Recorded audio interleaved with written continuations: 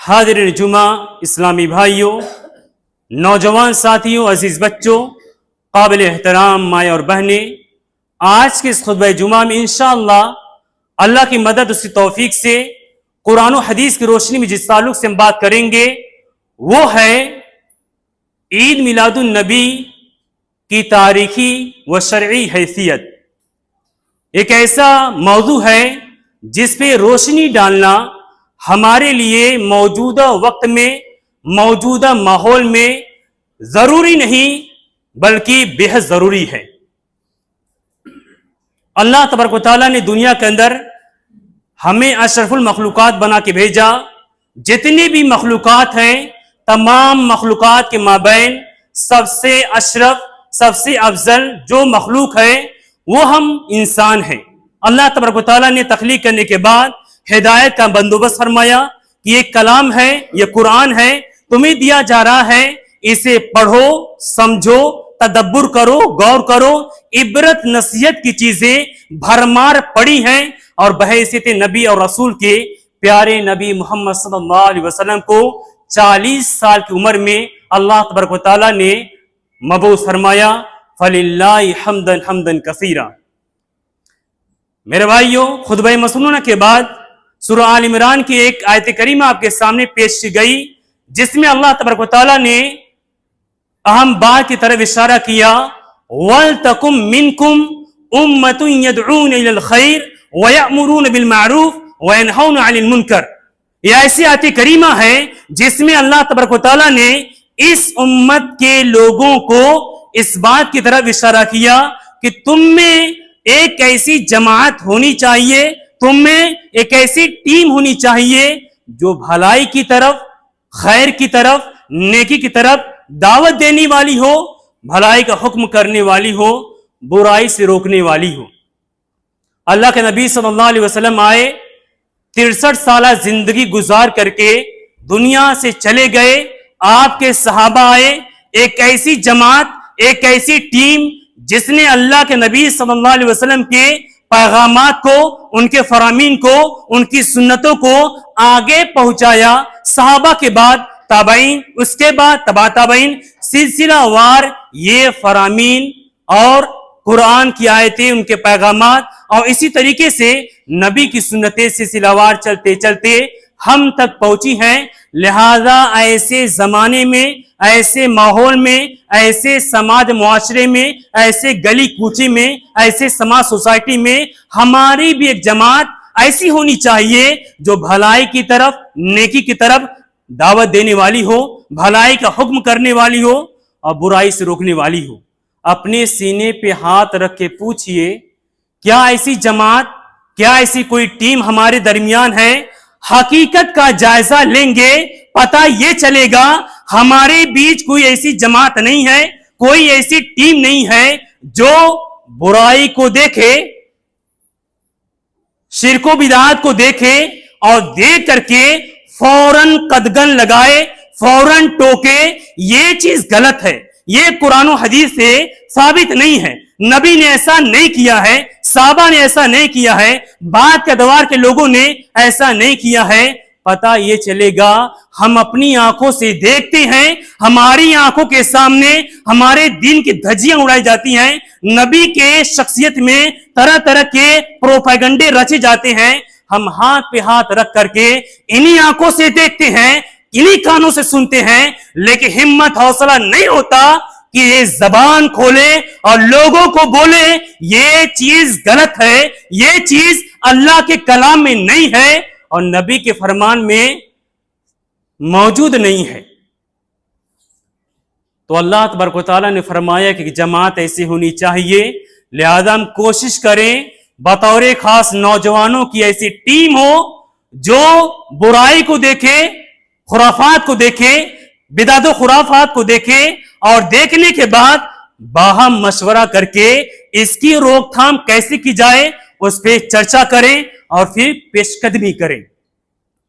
اسی حوالے سے ایک آیت کریمہ ہے، اللہ تعالیٰ نے سورہ قمر آیت نمبر 40 کے اندر فرمایا وَلَقَدْ يَسَّرْنَا الْقُرْآنَ لِلذِّكْرِ فَهَلْ مِن مُدَّكِرٍ۔ اللہ تعالیٰ نے کہا کہ دیکھو ہم نے اس قرآن کو अपने पैगाम को निहायत आसान बनाया है। किसके लिए? नसीहत के लिए, जिक्र व अस्कार के लिए। तो क्या कोई अल्लाह का बंदा ऐसा है जो इससे नसीहत हासिल करे? ये जो कुरान है मस्जिदों में 10, 20, 50 सैकड़ों पड़े हैं, गर्द आलूद हो जाते हैं, हमारे को सकत नहीं होती है। हम कुरान को छुए, उसके पन्नों को पलटे, फिर देखें अल्लाह ताला ने क्या पैगाम दिया है।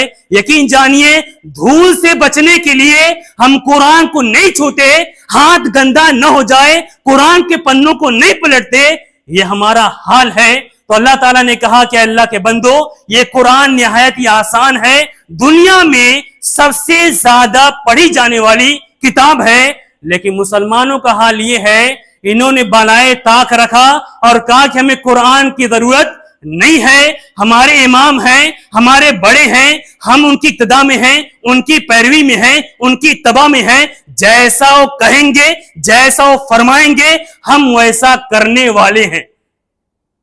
इसके मुकाबले में अल्लाह के नबी सल्लल्लाहु अलैहि वसल्लम दुनिया से जाते जाते फरमा गए, तरक्तु फीकुम अमरैन लन तदिल्लु मा तमस्सकतुम बिहिमा किताब अल्लाहि व सुन्नत नबी सल्लल्लाहु अलैहि वसल्लम। अल्लाह के नबी सल्लल्लाहु अलैहि वसल्लम ने अपने सहाबा के दरमियान कहा, ये नबी मोहम्मद सल्लल्लाहु अलैहि वसल्लम तुम्हारे बीच जाने से पहले 2 चीजें छोड़ के जा रहा है, जब तक इसे मजबूती के साथ थामे रहोगे यकीनन कभी गुमराह नहीं हो सकते। एक अल्लाह का कलाम है, कुरान मजीद है, और दूसरा मेरा फरमान है।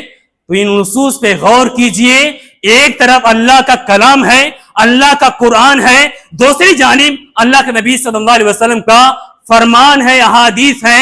इन दोनों को हमने बालाए ताक रखा, हमें इनसे कोई वास्ता नहीं है, कोई राबता नहीं है, कोई रिश्ता नहीं है, हमें इससे कोई जरूरत नहीं है। तो फिर हमारा क्या हाल होगा? जो हमारी हालत हुई है बद से बदतर हुई है और बद से बदतर होने वाली है। वजह क्या है? हमने कुरान को पीछे डाला, हमने नबी के फरमान को पीछे डाला। दिल क्या कहता है, हमारे बड़े क्या कहते हैं, हमारे बुजुर्ग क्या कहते हैं, हम उनके पीछे चलने वाले हैं। जबकि नबी ने फरमाया कि मैं 2 चीजें छोड़ के जा रहा हूं, जब तक, जिस दौर तक, जिस जमाने तक, जिस माहौल तक पकड़े रहोगे, थामे रहोगे, कभी गुमराह नहीं हो सकती। आज मुसलमानों ये किया, कुरान छोड़ दिए, नबी का फरमान छोड़ दिए, और या रसूल अल्लाह, या नबी अल्लाह कह करके ये सोचते हैं कि हम कामयाब हो जाएंगे। मेरे भाइयों, अल्लाह के नबी सल्लल्लाहु अलैहि वसल्लम की जानिब से जो फरमुदात है वो सारी की सारी हमारे लिए हिदायत का सरचश्मा है। आज से खुतबा जुमा में हम जिस ताल्लुक से बात करेंगे वो है ईद मिलादुन नबी की तारीखी व शरई हैसियत। सबसे पहले हम बात करते हैं कि इसकी तारीखी हैसियत क्या है। घड़ी को देखिए, ये डिजिटल घड़ी है, नीचे से दूसरी लाइन में 1447 लिखा है, यानी 15वीं सदी चल रही है। और 15वीं सदी से पहले चलते चले जाइए, 4वीं सदी हिजरी के आखिर में फातिमी खिलाफत थी या फातिमी दौरे हुकूमत थी। उस जमाने में फातिमी हुक्मरानों ने ये ईद मिलादुन नबी का इजाद किया। किस सदी में? 4वीं सदी हिजरी में। और ये अपने आप को फातिमी कहते हैं। क्या मतलब? मतलब ये है वो अपने आप को ये जतलाते हैं कि हमारी जो निस्बत है फातिमा रदियल्लाहु ताला अन्हा की जानिब से है, हमारा वास्ता, हमारा रिश्ता फातिमा रदियल्लाहु अन्हा से है। और ये बताने की कोशिश करते हैं कि हम अहले बैत से हैं। ये सारे के सारे लोगों ने सन 4 हिजरी में, आज से तकरीबन 1100 साल पहले, इन्होंने पहले मरहले में ईद मिलादुन नबी का इजाद किया।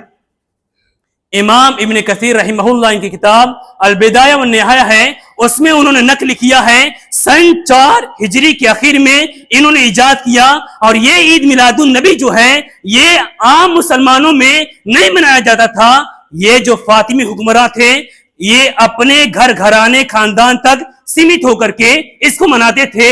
और सन 402 हिजरी में उस दौर के जितने उलमा थे सारे के सारे इकट्ठा हुए और इज्तिमाई तौर पे فتوا نکالا کہ انہوں نے جو کچھ کیا ہے یہ دین کے خلاف ہے, دین سے اس کا کوئی واسطہ کوئی رابطہ نہیں ہے, اور جتنے عوام تھے مسلمان تھے سب کو بتلایا کہ اس کو نہیں اپنانا, اس کا دین سے کوئی واسطہ نہیں ہے.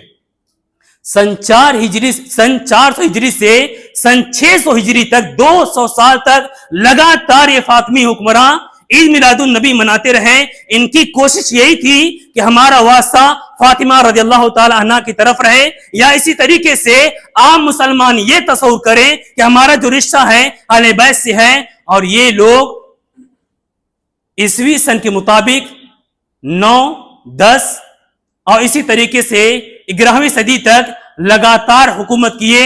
ان کی جو حکومت ہے 300 سالوں پہ محیط ہے, اور ہمیشہ یہی ورگلاتے رہے کہ ہم مسلمان ہیں, ہم اسلامی حکومت کرنے والے ہیں. لیکن اس دور کے علماء نے سن 402 ہجری میں اجتماعی طور پہ میٹنگ کر کے یہ فتویٰ نکال دیا کہ یہ سارے کے سارے فطین ہیں, اور انہوں نے اپنی جانب سے یہ عید میلاد النبی منانے والے ہیں. اور ان کے ہاں یہ بھی تھا سال کا آغاز ہو گیا, ہمیں سال کے آغاز کو منانا ہے, یا اس دور کا جو حکمراں ہوتا تھا اس کی بھی عید مناتے. اسی طریقے سے شعبان کے مہینے میں, رجب کے مہینے میں, یا الگ الگ ناحیے سے وہ خوشیاں مناتے تھے.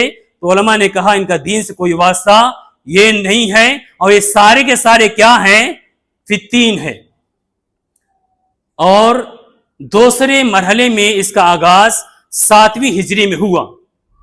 ایجاد کس نے کیا؟ اس کا نام تھا مظفر الدین ابو سعید کوکبوری. یہ عراق کا رہنے والا ہے. یہ 7ویں ہجری میں موصل کا بادشاہ تھا.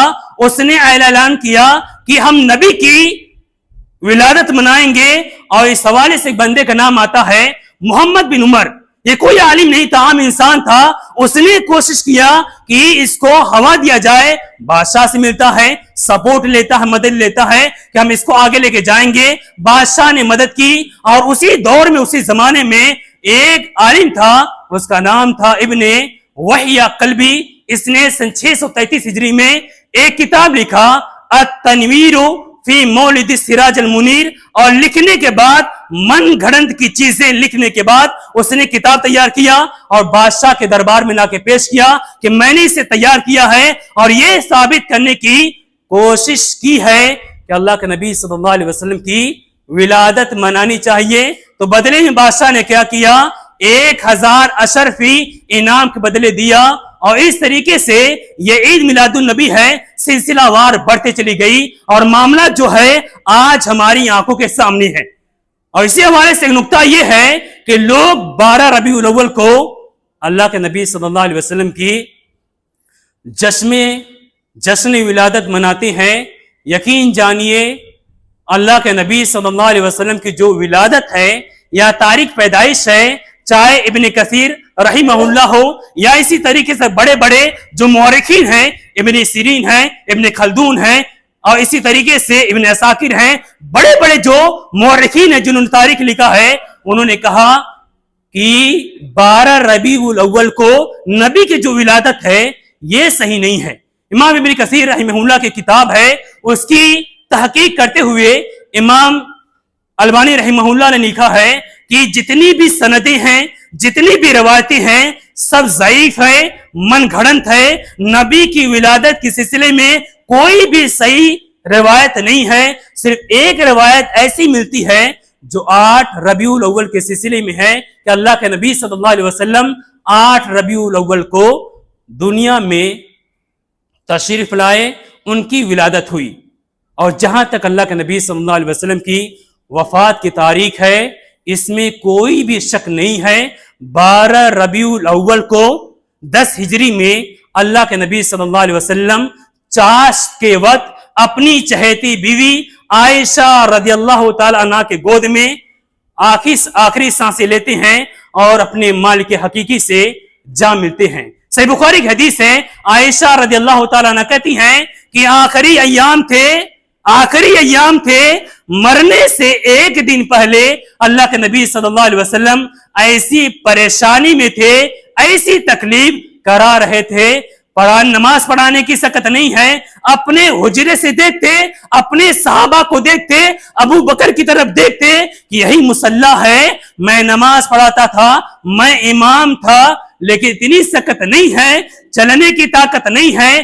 اور ازواج مطہراتی سب کی باریاں لگی رہتی تھی کہ آج نبی کی باری میرے گھر پہ ہے، آج نبی کی باری میرے گھر ہے۔ اللہ کے نبی صلی اللہ علیہ وسلم کے سلسلے میں یہ ہوا کہ عائشہ رضی اللہ تعالی عنہا کے گھر جانا چاہتے ہیں، ایسی آخری گھڑی میں ساری ازواج مطہرات نے کہا کہ ہمیں کوئی شکوہ نہیں ہے، اے نبی محمد صلی اللہ علیہ وسلم، آپ عائشہ رضی اللہ تعالی عنہا گھر پہ رہنا چاہتے ہیں، ٹھہرنا چاہتے ہیں، ہماری طرف سے اجازت ہے۔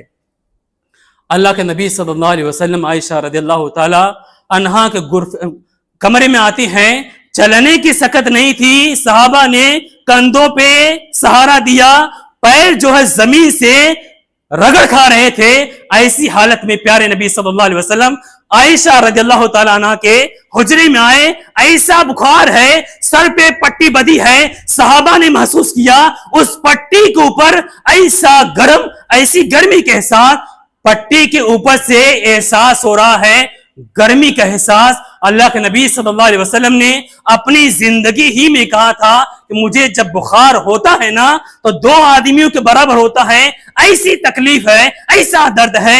ایسے دور میں، ایسے ماحول میں نبی صلی اللہ علیہ وسلم کیا پیغام دے رہے ہیں۔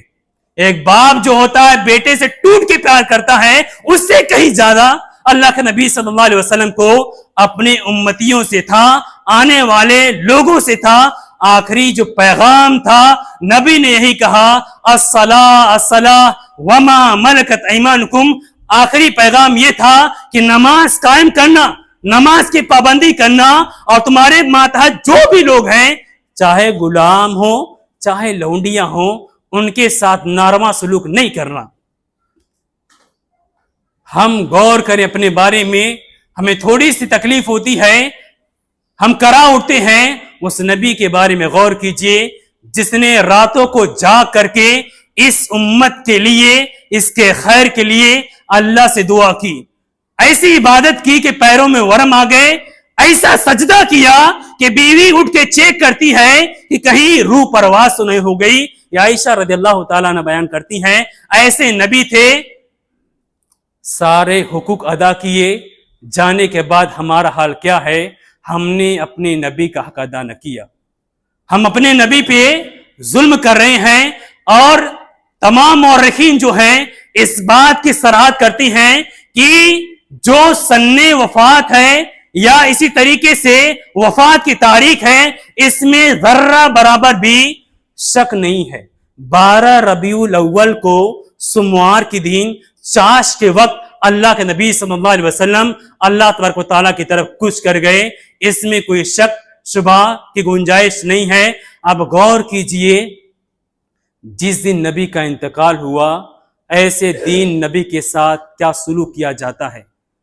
آخری دم پہ سب کچھ کر کے دنیا سے چلے گئے، اور جاتے جاتے ایک چیز چھوڑ کے گئے۔ اللہ کے نبی فرمایا، کل نبی دعوت مستجابہ، ہر نبی کو اللہ تبارک و تعالیٰ نے دعائیں مستجابہ دیا کہ اگر نبی دعا کریں گے، اللہ تعالیٰ نے 100% گارنٹی لی کہ اگر دعا کرو گے میں رد نہیں کروں گا، جو بھی دعا کرنی ہے اللہ سے مانگو، اللہ پورا کرنے والا ہے۔ سارے نبیوں نے کیا کیا؟ فتعجل کل نبی دعوتہ، ہر نبی نے جلد بازی کی اور اس دعا کو دنیا کے اندر مانگ لیا۔ دیکھیے نبی کتنی حد تک ہم سے پیار کرنے والے تھے، اس دعا کو بچا کے رکھے کہ میں دعا نہیں مانگوں گا، اس دعا کو قیامت کے دن اپنے امتیوں کی شفاعت کے لیے میں نے بچا رکھا ہے۔ اور جتنے لوگ ہیں جو زندگی میں کبھی شرک و بدعات نہیں کریں گے اور کلمہ توحید پر، لا الہ الا اللہ محمد الرسول اللہ پر انتقال ہوگا، ایسے ہر بندے کے لیے اللہ کے نبی صلی اللہ علیہ وسلم اللہ تعالیٰ سے درخواست کریں کہ اے میرے رب، میرے امتی کو معاف کر دے، اور ایسا بندہ نبی کی شفاعت کی وجہ سے بجائے جہنم میں جانے کے جنت میں داخل ہو جائے گا۔ یہ تاریخی پس منظر ہے۔ اب آئیے ہم دیکھتے ہیں کہ عید میلاد النبی ہے، اس کی شرعی حیثیت کیا ہے۔ اللہ کے نبی صلی اللہ علیہ وسلم 40 سال کی عمر میں نبی ہوئے, رسول ہوئے, اور مکہ میں نبوت کے بعد 13 سال اور مدینہ میں 10 سال, ٹوٹل 23 سال بنتے ہیں. 23 سال میں کبھی بھی اللہ کے نبی صلی اللہ علیہ وسلم نے اپنی جشن ولادت نہیں منائی. اور اللہ کے نبی صلی اللہ علیہ وسلم زندگی میں فرما گئے, لا تطرونی کما اطرت النصارى عیسی ابن مریم فانما انا عبد فقولوا عبد اللہ ورسولہ. اللہ کے نبی نے فرمایا کہ میرے بارے میں, میرے تعریف کے سلسلے میں ایسی باتیں زبان سے نہیں نکالنا جیسے عیسائیوں نے, جیسے نصرانیوں نے عیسیٰ علیہ السلام کے سلسلے میں باتیں کی. انہوں نے یہ کہا کہ عیسیٰ علیہ السلام اللہ تبارک و تعالیٰ کے بیٹے ہیں اور انہیں اللہ کا درجہ دے دیا. تو نبی نے جیتے جی فرما دیا کہ مجھے ایسی تعریف نہیں چاہیے جیسے نصرانی نے کیا. اللہ کے نبی نے فرمایا میں اللہ کا بندہ ہوں, مجھے اللہ کا بندہ اور اس کا رسول کہو. اور اسی نبی نے فرمایا من یعش منکم بعدی فسر اختلافا کثیرا, کہ دیکھو میرے جانے کے بعد جو لوگ زندہ رہیں گے ایسے لوگ میرے جانے کے بعد بہت سارے اختلافات کو, بدعت و خرافات کو دیکھیں گے. فعلیکم بسنتی وسنت الخلفاء الراشدین المہدیین, ایسے زمانے میں, ایسے دور میں, ایسے ماحول میں میری سنت کو پکڑ لینا اور میرے رشد و ہدایت والے صحابہ کی سنت کو لازم پکڑ لینا. وَإِيَّاكُمْ وَمُحْدَثَاتِ الْأُمُورِ, اور ایسے زمانے میں نئی نئی چیزیں بنانے سے بچنا. فَإِنَّ كُلُّ بِدْعَةٍ ضَلَالَةٍ, کیونکہ ہر نئی چیز کیا ہے, یہ گمراہی ہے. ایسا فرما کے اللہ کے نبی صلی اللہ علیہ وسلم چلے گئے. اور بخاری کی ایک نہیں کئی روایتیں ہیں. اللہ کے نبی صلی اللہ علیہ وسلم فرمایا من احدث فی امرنا ھذا ما لیس منہ فہو رد, کہ ہمارے دین میں, اسلام میں کوئی نئی چیز ایجاد کرے گا جس کا تعلق اسلام سے نہیں ہے, دین سے نہیں ہے, تو اس کا تعلق دین سے نہ ہونے کی وجہ سے وہ مردود ہے, ریجیکٹڈ ہے. اسی حوالے سے بخاری کی روایت اللہ کے نبی صلی اللہ علیہ وسلم فرمایا من عمل عملا لیس علیہ امرنا فہو رد, کہ جس نے کوئی ایسا کام کیا جس کے حوالے سے ہمارا کوئی حکم نہیں ہے تو ایسی بات, ایسی چیز, ایسا کام مردود ہے. اور اسی حوالے سے ایک اہم پوائنٹ یہ ہے کہ مسلمان, اللہ کے نبی صلی اللہ علیہ وسلم کے صحابہ مسلمان ہوئے اور نئے نئے مسلمان تھے. اسی خانہ کعبہ میں آج جہاں لوگ حج کرنے جاتے ہیں 360 مورتیاں تھی, 360 بت تھے. فتح مکہ کے دن اللہ کے نبی صلی اللہ علیہ وسلم مکہ میں داخل ہوئے, خانہ کعبہ میں داخل ہوئے, ہاتھ میں چھڑی تھی اور یہی فرماتے گئے قل, اے نبی صلی اللہ علیہ وسلم کہہ دیجئے جاء الحق وزهق الباطل وان الباطل كان زهوقا, کہ اے نبی آپ کہتے چلے جائیے کہ حق آ چکا ہے, باطل مٹنے والا ہے, اور ایک نہ ایک دن باطل کو مٹنے والا تھا. اللہ کے نبی صلی اللہ علیہ وسلم اپنی چھڑی سے ایک ایک بت کو, ایک ایک مورتی کو توڑتے چلے گئے اور خانہ کعبہ کو پاک و صاف کیا. اور مسلمان تھے, صحابہ تھے, نبی پہ بیعت کرنے والے تھے, وعدہ کرنے والے تھے. اے نبی جو دین دے رہے ہیں, جو پیغام دے رہے ہیں, ہم اس سے پھرنے والے نہیں ہیں. ایسے تازے تازے صحابہ, نئے نئے مسلمان, نبی نے منع فرما دیا کہ کسی کو قبرستان کی زیارت نہیں کرنی ہے. کیوں؟ کیونکہ ابھی نئے نئے شرک کو چھوڑ کر کے, بدعات خرافات کو چھوڑ کر کے اسلام قبول کیے ہو, ایمان لے کے آئے ہو, اگر اجازت مل جائے گی تو جو تمہارے پرانے اڈے ہیں وہاں تمہارا آمد و رفت ہو جائے گا. تو اللہ کے نبی صلی اللہ علیہ وسلم نے شرک سے بچانے کے لیے, بدعات و خرافات سے بچانے کے لیے سارے صحابہ کو منع کیا, کوئی قبرستان نہیں جائے گا اور ایسی جگہوں کا آمد و رفت نہیں کیا. جب صحابہ مضبوط ہو گئے, ایمان مضبوط ہو گیا, تو نبی نے فرمایا کنت نہیتکم عن زیارت القبور فزوروها فإنها تذکر الآخرہ. اللہ کے نبی نے فرمایا کہ میں نے قبروں کی زیارت کرنے سے منع پہلے کیا تھا, اب اجازت دیتا ہوں قبروں کی زیارت کرو, کیونکہ قبروں کی زیارت کرنے سے آخرت کی یاد آتی ہے. تو نبی نے صحابہ کو بچانے کے لیے, شرک و بدعات سے روکنے کے لیے قبرستان جانے سے منع کر دیا. اور اس حوالے سے ہم غور کریں کہ اللہ کے نبی صلی اللہ علیہ وسلم نے اپنی زندگی میں کبھی بھی اپنے یوم ولادت کا جشن نہیں منایا۔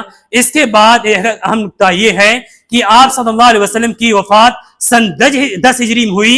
اس کے بعد 11 ہجری میں ابو بکر صدیق رضی اللہ عنہما یہ خلیفہ ہوئے۔ سن 11 ہجری سے لے کر کے 40 ہجری تک تقریباً 30 سال تک ابو بکر، عمر، عثمان، علی رضی اللہ عنہم ان سارے لوگوں کی خلافت آئی۔ ابو بکر صدیق رضی اللہ عنہما 2 سال، عمر رضی اللہ عنہما 10 سال، عثمان رضی اللہ عنہما 12 سال، اور آخر میں علی رضی اللہ عنہما 4 سال۔ یہ چاروں خلیفہ جو ہوئے 30 سالوں تک حکومت کیے، اور کسی نے اپنی زندگی میں کبھی بھی اللہ کے نبی صلی اللہ علیہ وسلم کی ولادت کا جشن نہیں منایا۔ اس کے بعد امیر معاویہ رضی اللہ عنہما آتے ہیں، حسن رضی اللہ عنہما آتے ہیں، اور بعد کے ادوار میں 300 سال تک کسی نے بھی عید میلاد النبی نہیں منایا۔ 34 صدی ہجری کے اخیر میں اس کا ایجاد ہوا، اور اس طریقے سے کوئی بھی نص، کوئی بھی آیت، کوئی بھی حدیث نہیں ملتی ہے کہ اس حوالے سے عید میلاد النبی کو منایا جائے۔ اور میرے بھائیوں، اہم نکتہ یہ بھی ہے کہ جب یہ موقع آتا ہے لوگ سوشل میڈیا کا استعمال کرتے ہیں، تعجب یہ ہوتا ہے کہ اپنی باتیں لکھ کر کے تعویل کرتی ہیں۔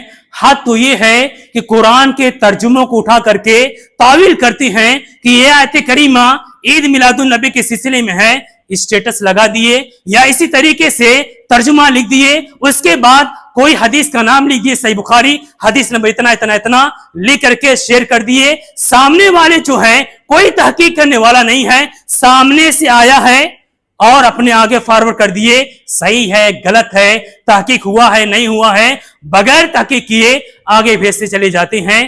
تحقیق کیجئے۔ ایسے مواقع پہ لوگ طرح طرح کی باتیں شیئر کرتے ہیں، حدیث کا نام لکھتے ہیں، حدیث نمبر لکھتے ہیں، جب آپ سرچ کریں گے تو وہاں پہ کوئی اور حدیث ہوتی ہے، کسی اور بارے میں حدیث ہوتی ہے۔ اور رونا اس بات پہ ہے کہ لوگوں نے ڈٹائی یہ دکھائی ہے، قرآن کی ایک نہیں کئی آیتوں کو لے کر کے، چاہے فرحون کا لفظ آئے یا اسی حوالے سے کوئی اور لفظ آئے، تو یہ تعویل کر کے یہ کوشش کرتے ہیں یہ عید میلاد النبی کے سلسلے میں ہے۔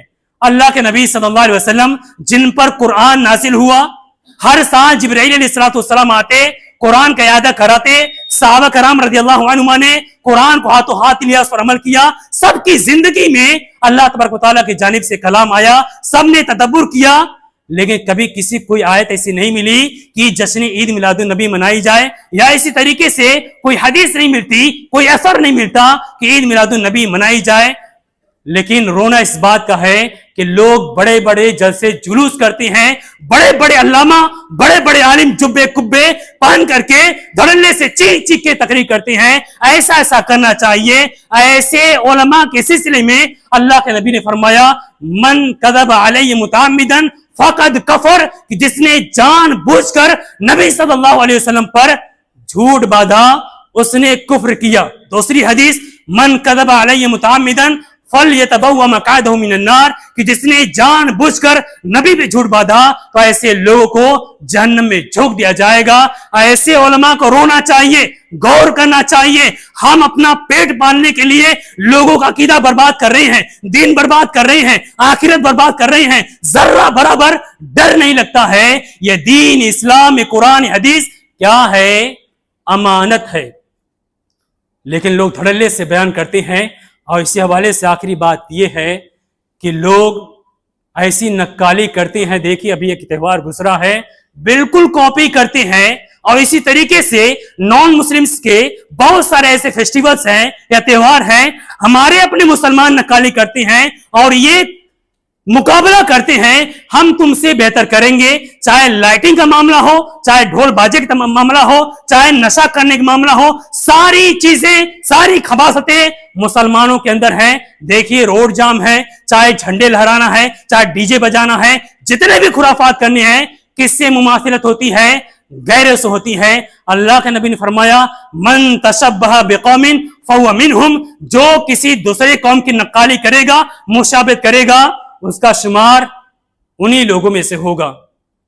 تو یہ ساری باتیں ہمارے لیے اللہ کے نبی صلی اللہ علیہ وسلم اور ہمارے رب کی جانب سے بالکل ظاہری طور پر صاف شفاف طور پہ بیان کر دی گئی ہیں۔ خلاصہ یہ ہے کہ ایسے مواقع پر دین کی دھجیاں نہ اڑائیے۔ دیکھنے میں تو یہاں تک آتا ہے لوگ جھنڈوں کو لیے رہتے ہیں جس میں کلمہ توحید لکھا ہوتا ہے، ایک ایسا کلمہ جس کے حوالے سے نبی نے فرمایا من قال لا الہ الا اللہ دخل الجنہ، جس نے کلمہ لا الہ الا اللہ کا اقرار کیا، اس کے مطابق عمل کیا، ایسا بندہ جنت میں جائے گا۔ اور جو بندہ دیگر مذہب کو چھوڑ کے اسلام کے کیٹیگری میں آتا ہے وہ اسی کلمہ سے مسلمان ہوتا ہے۔ لوگ اسی جھنڈے کو لے کر کے واللہ بتاتا ہوں کھڑے ہو کر کے، ایک ہاتھ میں جھنڈا ہے، کھڑے ہو کر پیشاب کر رہے ہیں۔ یہ کلمہ توحید ہے، کتنی آیتیں ہیں، یہ سنی سنائی باتیں نہیں ہیں۔ آپ باہر روڈوں پہ نکلیے، ہمارے اپنے مسلمان ہیں، آنکھوں سے دیکھا بتا رہا ہوں، ہاتھ میں کلمہ توحید ہے، کھڑے ہو کے پیشاب کر رہے ہیں، یا اسی طریقے سے ڈی جے بجا رہے ہیں، ڈھیر سارے جھنڈے ہیں، اور پیروں تلے یہ کلمہ توحید جو ہے رگڑا جا رہا ہے، اس کی دھجیاں اڑائی جا رہی ہیں۔ ہمیں کیا ہو گیا ہے؟ ہم تو جانوروں سے بدتر ہوتے چلے جا رہے ہیں۔ تو یہ کلام ہے، یہ قرآن ہے، نبی کا فرمان ہے۔ اے میرے بھائیوں، پلٹ آؤ، اللہ کا عذاب، اس کی آزمائشیں ہیں، ان کا آغاز ہو چکا ہے۔ جب دھڑلے سے آئے گا، سلسلہ وار آئے گا، بچنے کی مہلت نہیں ملے گی۔ اللہ سے دعا کے بارے لہا ہمیں عقل سلیم دے، سوچنے سمجھنے کی صلاحیت دے، حق بات کو قبول کرنے والا بنائے، حق بات پر تدبر کرنے والا بنائے، حق بات پر عمل کرنے والا بنائے، حق بات کو پھیلانے والا بنائے، اور پیارے انداز میں حکمت و دانائی کے ساتھ اپنوں کو بتائیں کہ آپ جہنم میں جا رہے ہیں۔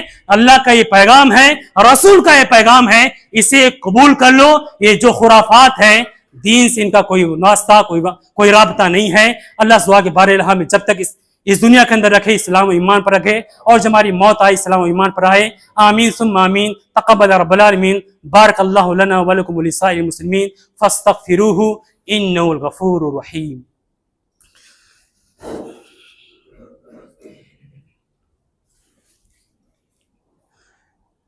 ان الحمد للہ وحدہ